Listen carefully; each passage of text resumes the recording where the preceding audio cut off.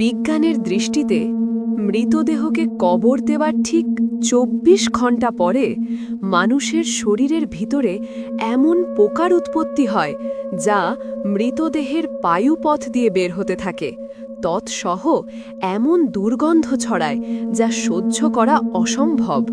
আর এই দুর্গন্ধ পোকার সমগোত্রীয় পোকাদের নিমন্ত্রণ দেয় দুর্গন্ধ পেয়ে।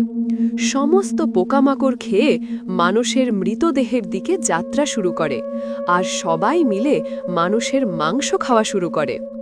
কবরস্থ করার ৩ দিন পরে সবচেয়ে প্রথমে নাকের অবস্থা খারাপ হতে শুরু করে এবং পচন ধরে যায়। ৬ দিন পরে নখ খসে পড়তে থাকে, পরে চুল খসে পড়া শুরু হয়। মানুষের শরীরের সমস্ত লোম ঝরে পড়ে আর পেট ফোলা শুরু হয়ে যায়। ১০ দিন পরে পেট ফেটে যায় আর শরীরের ভিতরের সমস্ত অংশ বাইরে বেরিয়ে আসে। ৭ দিন পরে মৃতদেহের শরীরে সমস্ত মাংস শেষ হয়ে যায়।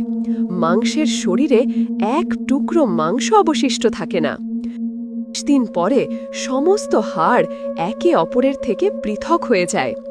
১ বছর পরে মানুষের শরীরের সমস্ত হাড় মাটির সঙ্গে মিশে যায়, আর যে মানুষের মৃতদেহ কবরস্থ করা হয়েছিল তার সমস্ত অস্তিত্ব মুছে যায়।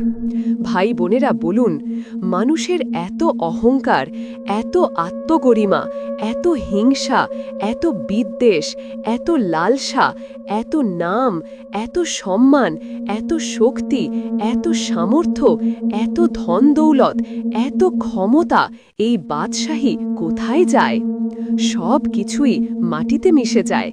মানুষের অস্তিত্ব বাকি আছে, মাটি থেকে সৃষ্টি মাটিতেই মিশে যায়। অতএব আপনার কিভাবে চলা উচিত তা কি আর নতুন করে বলার দরকার আছে?